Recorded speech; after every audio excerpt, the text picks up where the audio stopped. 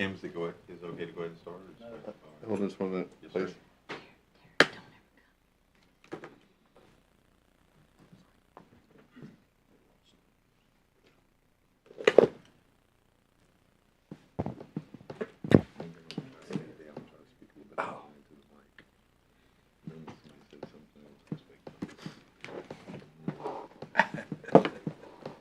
You can just slam that gavel down a little harder too. They switched the What? order. Doesn't matter. Oh. I'm just looking at this. I'm sorry.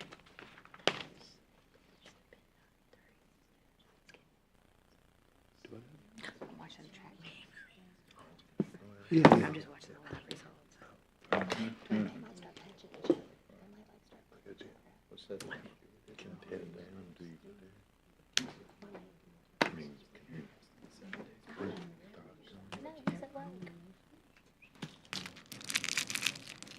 And he does not do anything typically. They just ask him. Yeah, that was a big issue.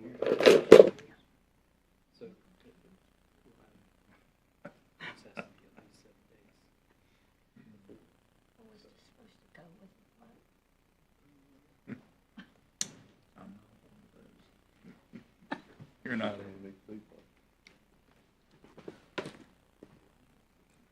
We're live.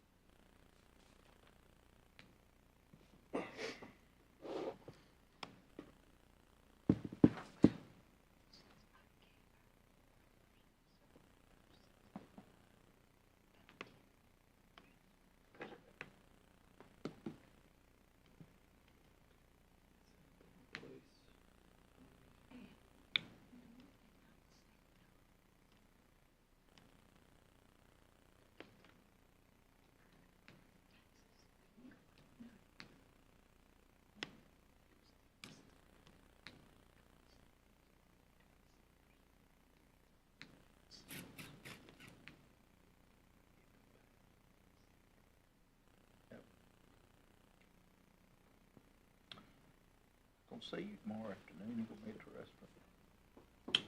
Another Rotary function. We'll be there tomorrow. I do leave early. Sean's coming in. I've got a big to go to Whitman's office. So I'll be there till 11:15, 11:20. So I gotta hand this one back. I think we'll start it. And I'll be at the tab. Yeah. Okay. Thank y'all for your support. Oh, you're welcome. We'll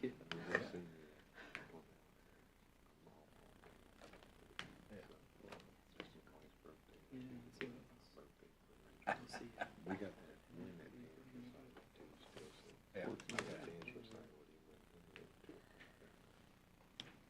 Man, I tell you, I sat in those chairs last night at that graduation until I was numb. That's an hour and 45 minutes Just the next. without a break. Hey, you're like me, you're used to that last name, Austin, one of them, and then it's that Pennington, you Yep. know, Pete.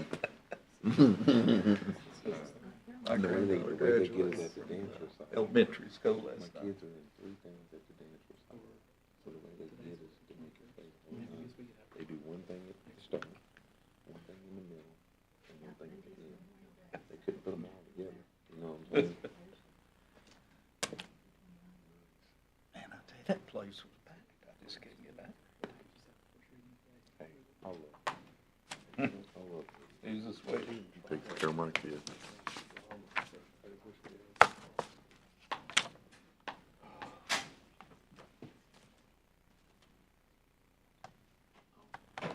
Yeah, it was just that one of the formulas didn't calculate right. That's what I'm sure you were saying. It was 13. Well, let's just do it today and we'll figure out the time. All right. She'll read it. She's gonna read it. We're just gonna go with everything. So we'll, so we'll go ahead and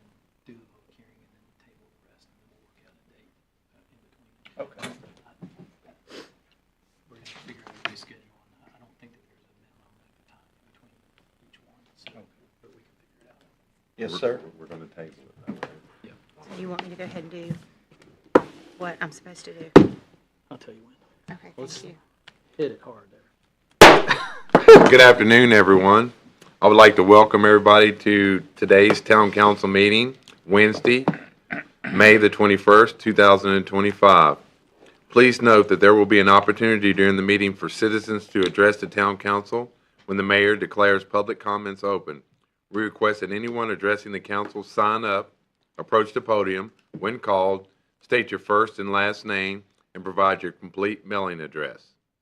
With that being said, Kim, if you'll please call roll. Let the record reflect Mr. Webb is absent. Ms. Yes. Quetch? Here. Ms. Pillion?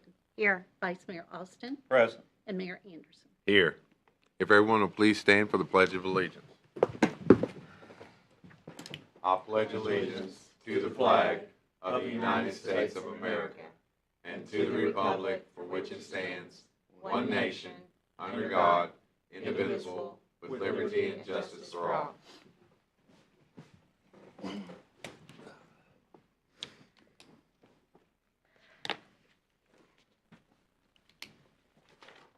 I know everyone's had a minute to look over the agenda. Could I get a motion to approve the agenda? Okay, I move to amend the agenda to table item K-1 titled An Ordinance of the Council for the Town of Abingdon proposing a budget, making appropriations for current expenses, and fixing a tax rate upon real and personal property for the fiscal year beginning July 1, 2025, and ending June 30, 2026. I further move that K-1 be added to the June 2nd, 2025 council agenda for the first reading. I'll second that. And otherwise approve the agenda. Otherwise, and I move to otherwise approve the agenda. I'll second that. Thank you. Any further discussion? Kim, if you'll please call roll. Ms. Quetch? Aye. Ms. Pillion? Aye. Vice Mayor Austin? Aye. And Mayor Anderson. Aye. And just so everybody knows, that the reason for that was Mr. Webb was unexpectedly called away to work because one of his coworkers was ill, and so let's give everybody the opportunity to be here. Thank you, Cam. We don't have anyone signed up for public comments today. We have no proclamations. Which is going to lead us to our first public hearing. So I'm going to open up the public hearing. The first public hearing that we have this evening is going to be excuse me, apologize for that. No, that's right. Is that right? Mhm. Okay, the first public hearing is going to be for the ordinance of the council of the town of Abingdon, proposing the budget to make appropriations for the current expenses and to fix tax rates upon the real personal property tax for the financial year beginning July the 1st, 2025 and ending June the 30th, 2026. I'm going to ask the town manager, Mike Cochran, to direct the finance, and Steve Troutman, please, to speak as well.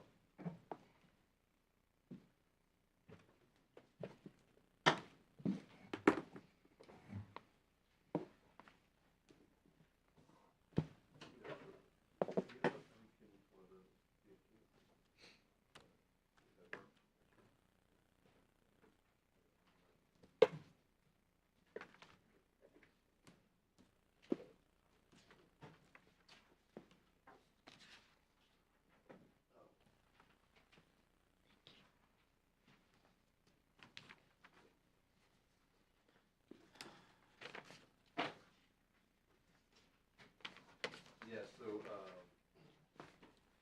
in front of you, you've got the latest printout, and there was a last-minute adjustment. I believe that you all have a copy of that. The budget in front of us for version 4 shows a proposed use of general fund balance of $203,484, and an overall, it's an overall expenditure of $9.89,300,000 in personnel, and then the Mr. Troutman, you told me before we started, what was that percentage change? The old percentage that was in there for personnel was at 8%. It was calculated off of the original proposed, not the current proposed. Okay. And so the increase in personnel expense over last year's adopted budget is 5%. Gotcha. And that 5% equates to the 2.9% COLA. Also included was the additional funding for the fire department for 24-hour service with part-time employees. There was also the certification and promotion number that had been plugged in, as well as the step increase. So all those things considered with respect to personnel equates to a 5% increase over the adopted budget of Thank you. 2025. Thank you. Yeah, and, did you want to go over the highlights? Yeah, again, not a whole lot has changed since we had the last workshop as far as the assumptions go. As has been mentioned before, y'all adopted the real estate tax rate of 19 cents per 100, which was an equalization rate, so it actually resulted in a modest decrease in actual tax levy of about $43,000 versus what it would have been the previous year. Lodging and meals tax, we're assuming that they're going to remain unchanged. There's going to be a modest increase year over year, but no additional changes to that. Other tax rates, personal property and things of that nature are remaining unchanged. The tax rate on lodging and meals is remaining the same. There was no tax increase there. As far as the actual receipts from those things, we're anticipating a modest 5% increase. And again, as Mr. Cochran indicated, there would be a use of $203,484 from the general fund balance. On the expenditure assumptions, as mentioned a moment ago, 2.9% COLA, implement a 10-year step for the PD. That's a $23,000 gross amount. Includes $70,000 for promotions and certifications. That equates to an $86,000 gross. No increase in health insurance premiums for a second year in a row, which is great. There are no new full-time positions as far as personnel is concerned. $71,000, that was for the additional part-time firefighter, and that will allow for 24-hour coverage over at the station. We did have some reductions in department outlays, capital outlays. That was about $252,000 in reductions out of the operating budget. And we also had reductions in non-VDOT paving projects. We reduced $350,000 out of the operating budget. And again, that's non-VDOT. We're still going to have VDOT funding for the majority of the roads in town, but we do have non-VDOT roads that need to be covered. There's no funding for a capital improvement plan on the general fund side. We certainly address it on the sewer, but that'll be in a moment. And this does include $253,950 funding for the Barter, William King, and the Arts Commission. Two of the changes from our last workshop that y'all had, based on the direction of the council, was that we did reduce the outlay to the William King to $25,000 next year, and we already sent $25,000 this year, as y'all had directed from a contingency. And so that has been reduced since our last workshop. And we did have the pool, the 2 pumps for the swimming pool. I thought it was 50. It was 50, and we Yes. split it between 25 this and year and 25. and next year. Okay, We've already just checking. paid- Yeah, we already Okay. paid the 25. Thank you. Yeah, I let Betsy know that that was part of the, Thank you. Uh-huh. And we did add back the 2 pumps for the swimming pool, because I think everybody agreed that that would be a critical mistake. If a pump went down and we had a 6 or an 8 week lead time for a new pump, we'd be without a pool. So those are really the only changes from the last workshop that we had back on April 30th, I think. Was that date? and then the grant match expenditure, the 276 is included, so Right.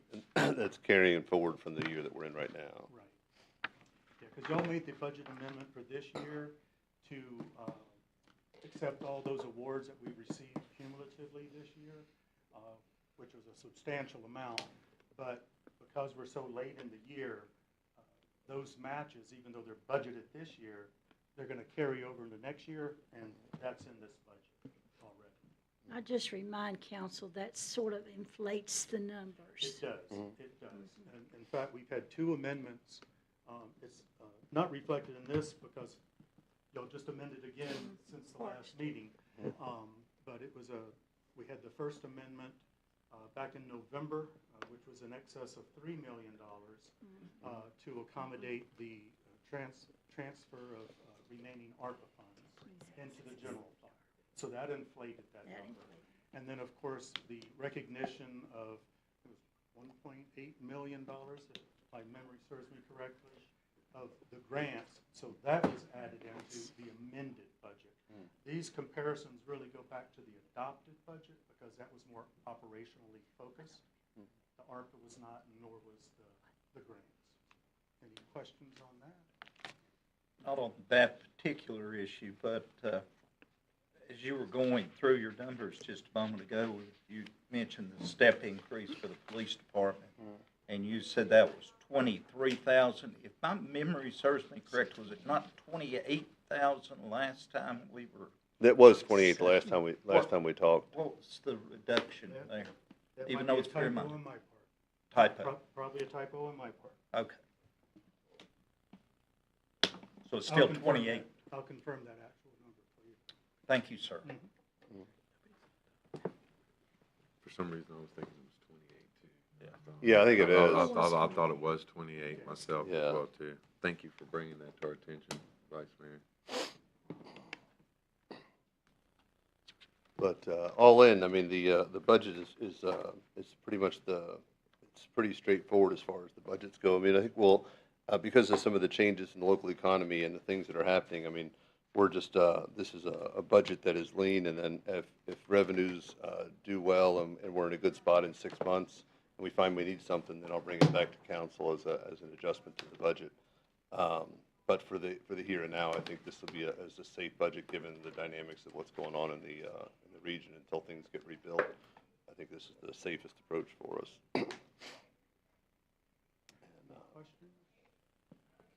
And then, like the one point I did mention at the last meeting, just so everybody knows that's watching, our council does not receive health benefits. I know some organizations around the state do have that. Ours don't. So anybody that is looking and wondering, ours don't. So that's just something I wanted to point out. Thank you for bringing that up, Mike. Thanks. Also, real quickly on the sewer fund budget, the assumptions used on that, there is a necessary service rate increase of 7%. This was discussed and proposed by our financial advisors, Davenport, a year or so ago. And this was really necessary because of all the required infrastructure upgrades that are ongoing. We've started with a substantial Phase 1 project for the sanitary sewer. Phase 2 will start later this year. We have 4 phases that are going to be started over the next 12 to 18 months, and the total of just that is in excess of $21 million worth of really required infrastructure upgrades to the system. I'm sure the citizens see a lot of construction now going on around town, and there will be much, much more as that project continues. Y'all voted for a bond for the first phase late last year. We'll be bringing other bond financing arrangements necessary later this year for these other phases. Most of those carry with it a DEQ grant for principal forgiveness, which is very, very obviously beneficial. And the interest rates that we've gotten so far, 0%. You can't get any better than that. And others are coming down the line that may be maybe 1%, still well below market value with DEQ grants. But beside the fact that we've got great rates on these and grants, we have to be able to maintain our debt service coverage over time. It's a requirement with our bond. It's a requirement to maintain our credit rating.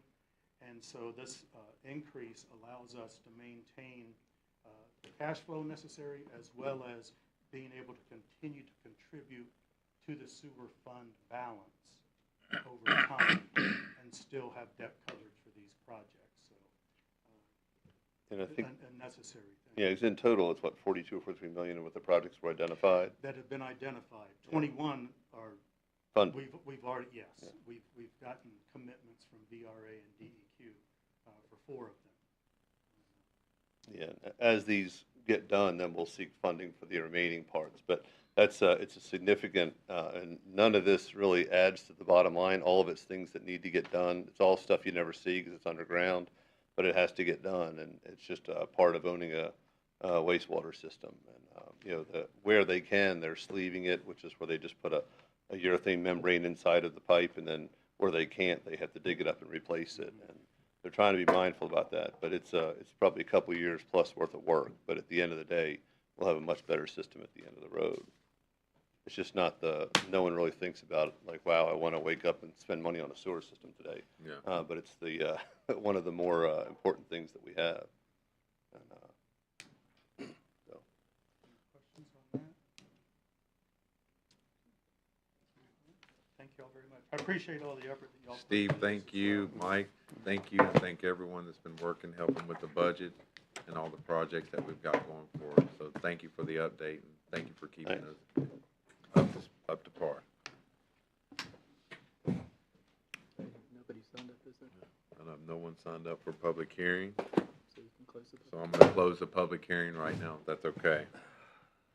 We have one resolution tonight, or today, excuse me. This is a resolution of support for the Ice House LLC application for the Industrial Renovation Fund for the Ice House redevelopment project. And if Isaiah could come forward, please. Afternoon, Mayor Anderson, How council we doing? members. So I just wanted you guys to give a brief overview of what the actual grant is, and then we'll go into what the project is proposing. So it's the Industrial Revitalization Fund. If you remember, EO used the same grant to kickstart that whole project over there. It's to revitalize industrial and commercial structures that might be blighted or abandoned. It's supposed to be specifically targeted to areas in distress. Abingdon is not technically an area of distress, but we do have a census tract where this project is at that is labeled an area of distress, so it does meet that qualification. And the goal of it is obviously to bring properties that are abandoned or blighted back on the tax roll and have a long-term economic success. So eligible applicants, the way this is set up, local governments are the ones who are eligible to apply for it, or their designees like a development authority. And they apply for it on behalf of a nonprofit or a for-profit business. So it's essentially a pass-through through us. Here's their priorities. This is what they will score any of the applications based upon.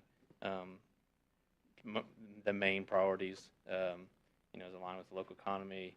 Is it in a distressed area? Is it going to have significant community impact? So these are the main ones that they're going to judge it on any applications that they receive.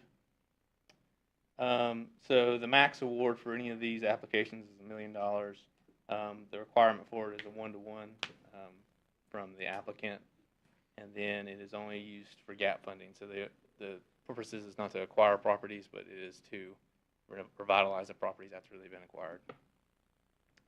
So 100% local match. There you get the eligible, so they can use the acquisition cost, their cost to buy the properties as their match, and any of the permitting costs. What they can't use it for is, and won't apply to this one, but some of these sites usually have DEQ remediations for brownfield sites, and it won't qualify. Doesn't apply to this one though. This is the award structure, so you can get a grant for public property, nonprofit ownership, or if it's under a government option. This one is not going for a grant. Well, this one is going for the grant loan. So when you apply for the grant loan, you can do it for for-profit private properties. And what that does is essentially you're getting a decreased interest rate that you could get on the market. So it's 2% below current prime rate with a floor of 5%. And then it's loan terms of 20 years, and there's obviously a performance agreement that they have to sign on to when they do that. Here's the town's requirements and their obligations. So DHCD will put a 10-year deed restriction on the lien, and they'll have oversight over the sale of the property, anything goes on with it. There is an 18-month deadline for completion once the final contract's signed and the award is agreed upon. And then there's also a performance agreement. All this is held up through DHCD. So this is not the town's obligation, this is DHCD's obligation. Essentially, the town is just a conduit for the grant. So DHCD is offering the grant to the town, and we are essentially loaning it to the applicant at So who will oversee it? DHCD will oversee it. We will oversee the fiduciary responsibility of it, Okay, and then we will loan it out to the developer, and then they'll repay it, and then repayments go back to DHCD. yes, sir. So the matching portion of it comes from, The matching portion will come from the applicant. Yeah, all the town essentially is we are ensuring that we'll manage the loan process of this to Okay, the applicant. And then there is some measures, and if we want to, we can take administrative fees off the loan portion of it. And they give you the option up to 2%. And if we don't want to, if the town feels that we can still have a resolution apply, but we can use Locust, which used to be Virginia Community Capital, they can be the holder of the loan if we don't feel like we want to do it. But yes, sir. the town, generally speaking, most localities just use it as a conduit to pass it to the applicant. We already covered that. Funds distributed to us, then we loan it to the applicant. So what is the current request? The current request in this resolution is to facilitate the IRF application requirements, and you guys as council members must pass a resolution saying that we support it, and then we essentially are the ones that are applying. Now, the applicant's the one that wrote the application. We were just submitting it for them. Yes, sir. So here's the project overview, and when I'm done with this, I'll let Nathan Berg, who represents Ice House LLC, come forward and talk about it more. But essentially this is kind of the grandiose of it. So we're the applicant as the town of Abingdon in partnership with Ice House LLC. The grant request is for $328,481, and that is their matching portion. They're probably going to have more investment in it, but that is their current request now as they're seeking other funds for a larger capital project. The project site is 350 Park Street, roughly 6,000 square foot structure, and was built circa 1880. If you guys know anything about that project, that is the old Wolffields Brewery. Don't know if you know where that's at. It's not very popular. So this is the current site conditions. We have sent a letter of blight to this property and deemed it blight, mostly just because of the wellness aspect of it.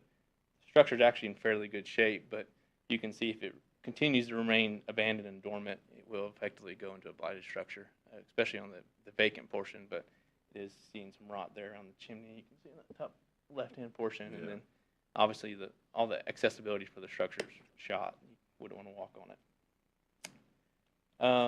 The redevelopment plan is they want to use it as a mixed-use commercial facility. They have a lease sign with Brazen Raven Coffee Roastery and a letter of intent sign with a Nordic-style wellness spa. The total budget is approximately 1.1. They're currently seeking other funders through some other loan opportunities out there through some CDFIs. They haven't secured them yet, so that's why they only applied for the 328 currently. So the 328,000 is the developer's equity of what they purchased the property for.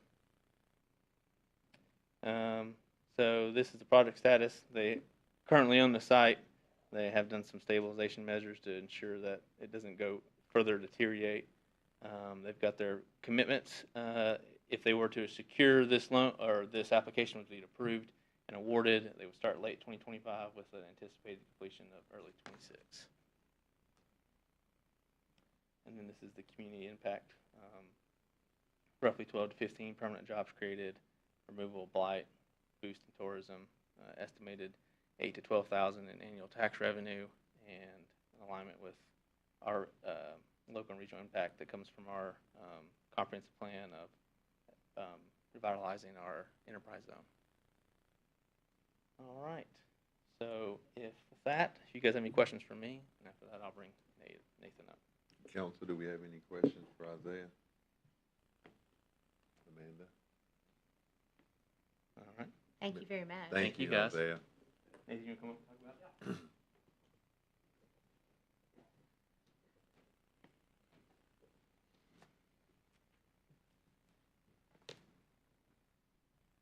My name is Nathan Berg.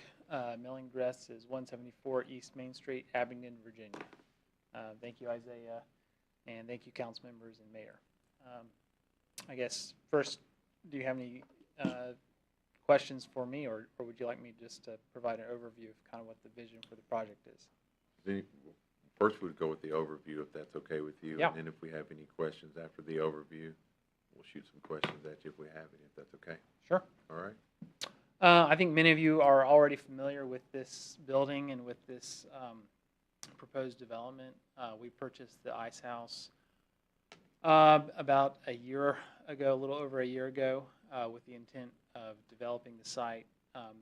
Since that point, interest rates have continued to increase, and it became evident that we needed to pursue some more creative funding sources in order to develop the project and put it back to good and vital use. This opportunity with the IRF loan and grant popped up on our radar, and it really seemed like a perfect fit for this project. The end goal will be to develop this as for both the wellness spa and the coffee roastery. The coffee roastery is already an existing business. They're currently located behind Brazen Raven, or I'm sorry, they're behind Girl on the Raven Coffee Shop.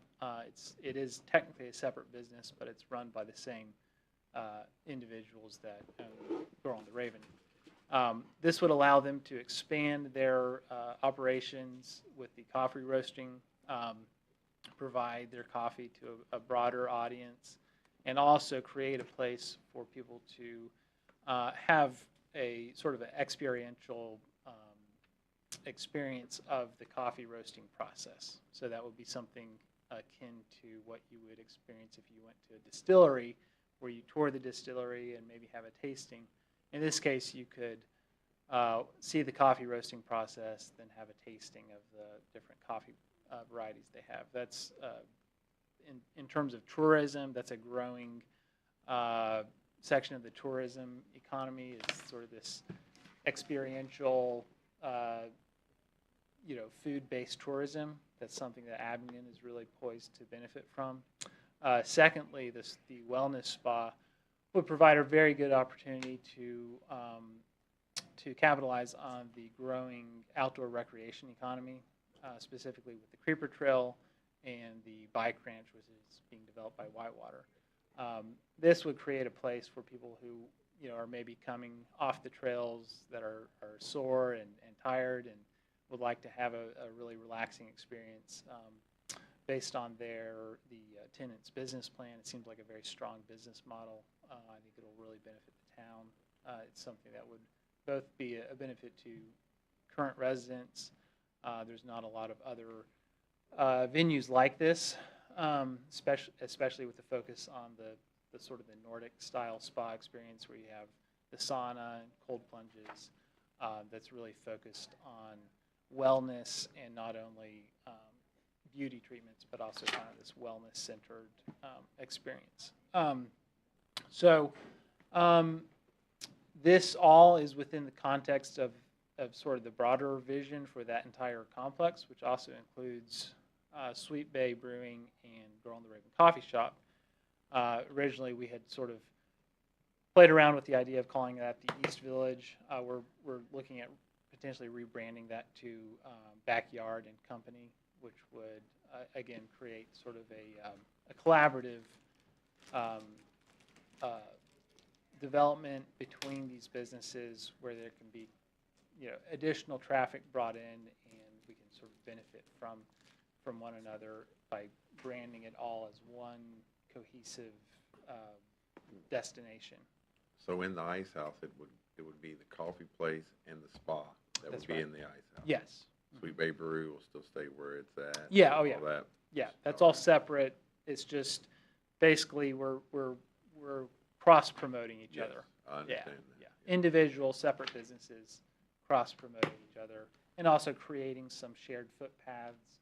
So if somebody wants to, enjoy themselves for the afternoon, they can go there, they can get lunch, they can go to the spa, and then they can go enjoy a beer afterwards at Sweet Bay. Gotcha. Sounds like a good idea. Sounds like, to me, Yeah. it sounds like a wonderful idea, and it sounds like something that would create, the flow of business and, to generate for the town of Abington, so I really like the idea. Thank you. Yes, sir. Does anyone have any questions for Mr. Burke? Amanda? Mike Cochran, you have any questions for Mr. Burke? No, I'm good. We've already spoken and met on this one, so yeah, All right. it's, if it comes through, it'd be a nice addition, especially as the, things develop that'll bring tourists past that. Mhm. But the whole idea of a cold plunge scares me. Yeah, I hear you, me too. Yeah. Me too. Not for everyone. Not for everyone. Yeah. So Thank no you, one sir. has any questions for Mr. Burke, council, vice mayor? No, sir. Would anyone like to make a motion for this resolution to support the Ice House LLC application of the Industrial Renovation Fund for the Ice House redevelopment project? So moved. Do I have a second? I'll second. Any further discussion?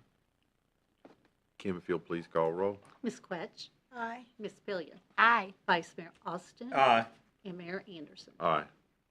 Thank you very Nathan, much. wish nothing but the best for you all, and we hope to be here in a couple of months, come down and check you out and see what you got going on down there. Thank you very much. Thank you, Nathan. Thank you.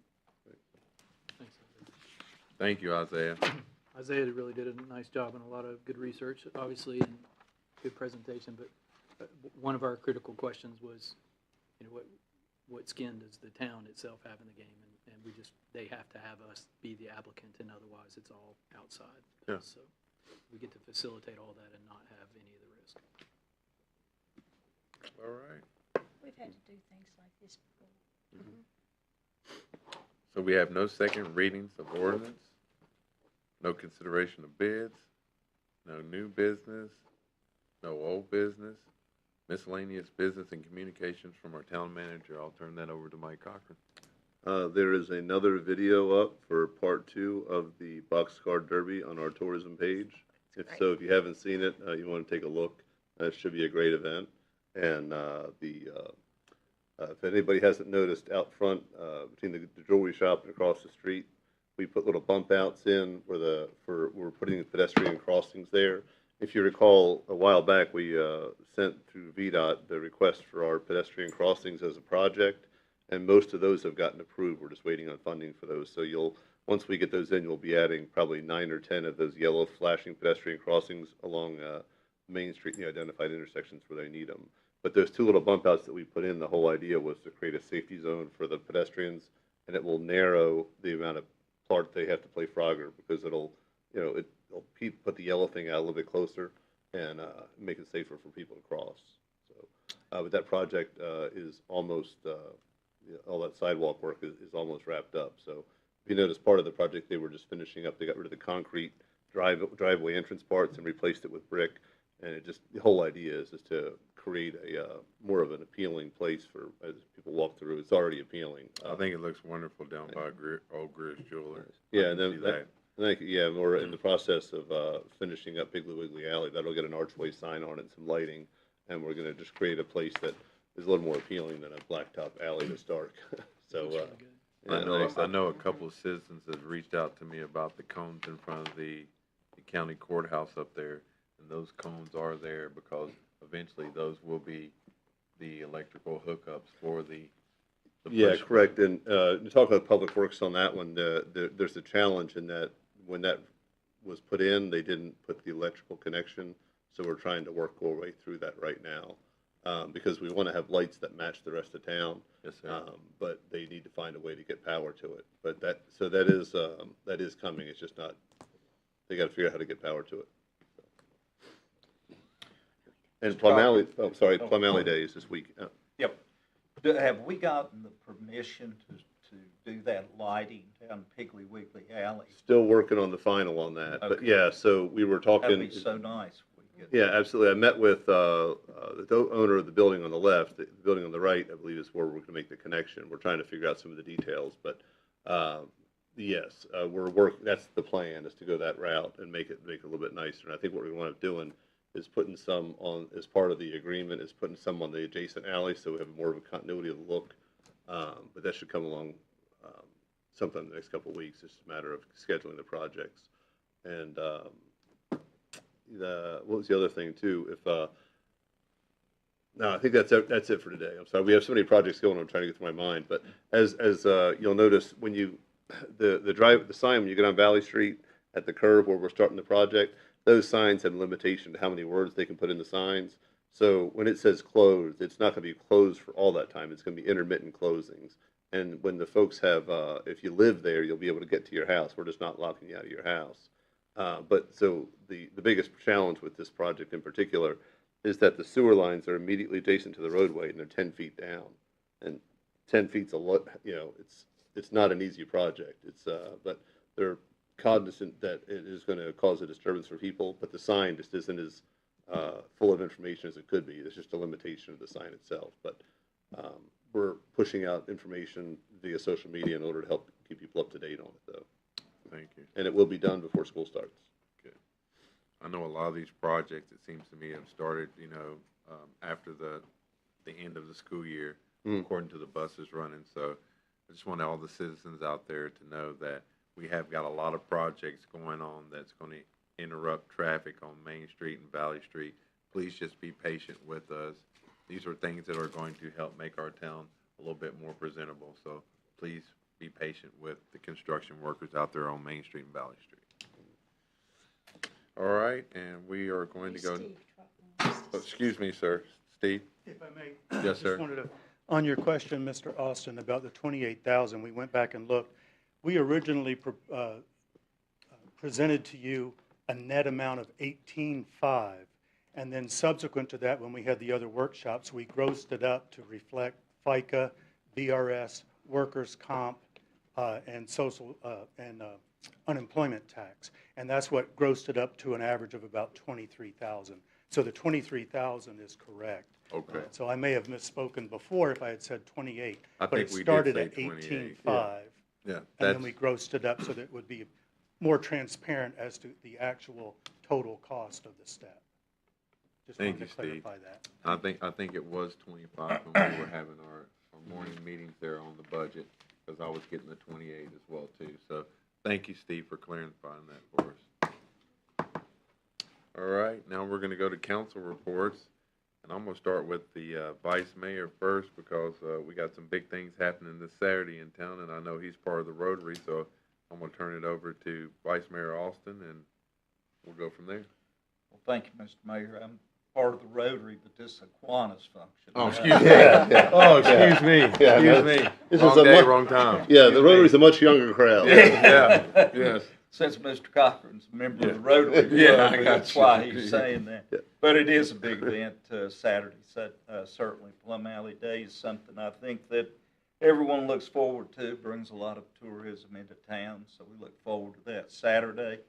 On Monday, we have the Memorial Day ceremony out at Veterans Park, and the mayor and I both will be participating in that. It's always a very nice event. We look forward to that, so be sure and try to come out for it. And thirdly, in the town manager's report to us on Friday, he talked about the issue that we had with the resident up on Summer Street, and I'd like to certainly commend Mr. Cochran first and foremost, but town staff. I got the call from the resident. I made a call to Mr. Cochran, and well, within about an hour, I think it was, the man called me back and he said, "You missed a town meeting up here." He said, "I think I've got everyone from the town up here on the street trying to address this problem." So I don't think that that's anything unusual from the way things are handled, but I do commend staff and Mr. Cochran for the way that was handled. Thank you, Mike. Thank Thanks, you, Art. Public Works as well, too. If anybody's out there at Public Works, thank you. Thank you for bringing that up, Vice Yes, Mayor. Well, to quote one of my favorite residents, it's practically perfect. We'll go to Donna next. Do you have I don't anything? have anything. Amanda? All right. I think Wayne summed it up, and I think the Memorial Day service that will start at 11 o'clock. Am I right, Vice Mayor? That's correct. Yes, sir. So if anyone would like to come out and show your support for the Veterans Memorial Day. We'd love to have you all out at the Veterans Memorial Park at 11 o'clock Monday morning. All right. And with that being said, I think that we have nothing else on the agenda. I'm going to go ahead and adjourn this meeting. Thank you.